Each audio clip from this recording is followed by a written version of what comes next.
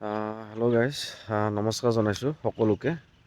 আজিৰ মিনি ব্লগলৈ স্বাগতম জনাইছোঁ মোৰ ব্লগটোলৈ। আজি ব্লগটোৰ বিশেষ বনোৱা কাৰণ হ'ল কি, যিসকলে মানে বাইক ৰাইড বা ট্ৰেভেল কৰি ভাল পায় সিহঁতৰ কাৰণে বনাইছোঁ এই ভিডিঅ'টো। হয়তো কিছুমানে নাজানিব পাৰে মানে এইটো ৰাস্তাটোৰ বিষয়ে, সেইটো কাৰণে মই অকণমান ভিডিঅ'ৰ মাধ্যমতে আপোনালোকক জনাব বিচাৰিছোঁ। আৰু আজি মই ঘৰৰ পৰা মোটামুটি 20 কিলোমিটাৰমান দূৰত আৰু মোৰ এইফালৰ পৰা ৰাণী হৈ আহিলে আপুনি এইফালে অকণমান আগত দিবি, এইটো ৰাস্তাত আৰু অকণমান জুম কৰি দেখাইছোঁ। এইটো ৰাস্তাত আপুনি মানে এইফালে আৰু ৰাইট চাইডেদি আপুনি চানডুবি ওলাব পাৰিব। আৰু লগতে ওচৰতে এখন পিকনিক স্পটো আছে, সেয়া চকুৰবিৰীয়া পিকনিক স্পট বুলি কয়। আৰু এইফালে আপুনি একদম চিধা গুচি গ'লে এইটো ৰ'ডেদি চিধা, এইফালেতো আপোনাৰ ৰাইট চাইড চানডুবি গুচি যায়, এইটো চাইড ৰাইট চাইড চানডুবি যাব। আৰু এইফালে চিধা গুচি গ'লে আপোনাৰ অকণমান আগতে ইয়াৰ পৰা মোটামুটি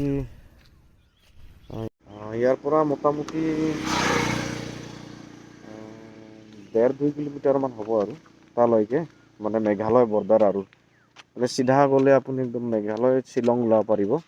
সেইটো অলপ অকণমান আগলৈ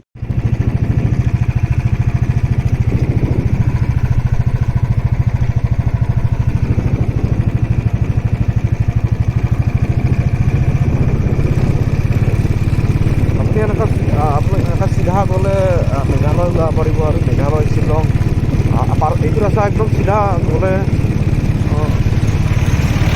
আপাৰ শ্বিলঙত ওলাব পাৰিব, একদম এলিফেণ্ট ফলছৰ ওচৰত। আৰু এইটো চিধা গৈ থাকিলে আৰু গুৱাহাটী হৈ শ্বিলং গ'লে যিমান ভাল ভাল ভিউ পোৱা যায় আৰু তাতকৈ এইফালে গ'লে বেছি ভাল ভিউ পোৱা যায়।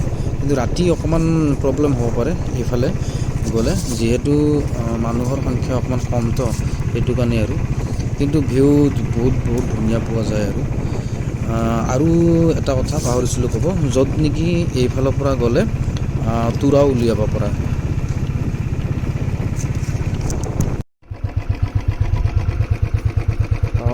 আমি আহি বৰ্ডাৰ পালোঁ, মানে এইখিনিয়ে আৰু এইফালে হ'ল অসম আৰু এইখিনি হ'ল মেঘালয়। লাষ্ট আৰু মানে আমাৰ ৰাণীৰ পৰা ওলোৱা আৰু এইখিনি ওচৰতে ঘৰৰ পৰা লাষ্ট।